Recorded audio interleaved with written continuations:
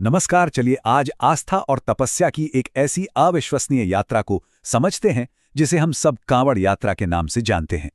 तो सवाल यह है कि आखिर वो कौन सा रहस्य है, वो कौन सी शक्ति है जो हर साल सावन के महीने में करोड़ों श्रद्धालुओं को अपनी ओर खींच लाती है। जी हाँ, हम बात कर रहे हैं करोड़ों की। ये संख्या अपने आप में ही हैरान कर देने वाली है और ये इस यात्रा को दुनिया की सबसे बड़ी धार्मिक यात्राओं में से एक बनाती है।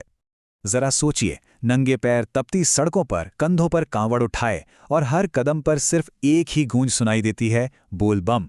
ये सिर्फ श्रद्धा नहीं है, एक ऐसी पौराणिक यात्रा है जिसकी जड़ें सृष्टि की एक सबसे अद्भुत घटना से जुड़ी हुई हैं। तो चलिए इस यात्रा के क्यों को समझने के लिए सीधे इसकी पौराणिक कहानी में उतरते हैं कि आखिर ये सब शुरू कहाँ से हुआ। पर एक सवाल मन में आता है कि जल ही क्यों चाहते हैं। इसका जवाब छिपा है सृष्टि के आरंभ की एक बहुत बड़ी कथा में, समुद्र मंथन की कहानी में। तो कहानी कुछ यूं है कि जब देवता और असुर अमृत के लिए समुद्र मंथन कर रहे थे तो अमृत से भी पहले हलाहल नाम का विष निकल आया। ये इतना खतरनाक था कि पूरी सृष्टि का विनाश कर सकता था। तब ब्रह्मांड को बचाने के लिए भगवान शिव ने वो सारा विष पी लिया, लेकिन जहर की गर्मी से उनका कंठ जलने लगा। इसे रोकने के लिए माता पार्वती ने उनका गला पकड़ लिया और फिर सभी देवताओं ने विष की ज्वाला को शांत करने के लिए शिव जी पर पवित्र गंगाजल अर्पित करना शुरू कर दिया। और बस उसी पल से, उस विष के असर से शिव जी का कंठ नीला पड़ गया और उन्हें एक नया नाम मिला, नीलकंठ, यानी नीले गले वाले। लेकिन सावन के महीने की शक्ति सिर्फ इसी एक घटना तक ही सीमित नहीं है। इस महीने से और भी कई शक्तिशाली कथाएं जुड़ी हुई हैं। इनमें से एक बहुत मशहूर कहानी है राजा दक्ष के अहंकार की। देखिए, दक्ष ने एक बहुत बड़ा यज्ञ रखा, पर उसमें अपनी ही बेटी सती के पति भगवान शिव का अपमान कर दिया। इस अपमान से दुखी होकर देवी सती ने उसी यज्ञ की अग्नि में खुद को समर्पित कर दिया। और जब शिव को ये पता चला तो उनका क्रोध विनाशकारी बन गया। कहते हैं कि शिव के उसी क्रोध से महाबली वीरभद्र का जन्म हुआ, जिन्हें उस अधर्मी यज्ञ को नष्ट करने का आदेश मिला। वीरभद्र ने यज्ञ को पूरी तरह से तहस-नहस कर दिया और राजा दक्ष का सिर काट दिया। बाद में जब देवताओं ने प्रार्थना की तो शिवजी ने करुणा दिखाई और दक्ष को एक बकरे का सिर लगाकर दोबारा जीवित कर दिया। ये कहानी अहंकार पर विनम्रता की जीत का प्रतीक बन गई। फिर जब देवी सती ने पार्वती के रूप में दोबारा जन्म लिया तो उन्होंने शिव को फिर से पति के रूप में पाने के लिए सावन के महीने में ही कठोर तपस्या की। वो हर सोमवार को व्रत रखती थीं, गंगा जल और बेलपत्र से शिव जी की पूजा करती थीं। आखिरकार उनकी अटूट भक्ति सफल हुई और उनका दिव्य विवाह हुआ।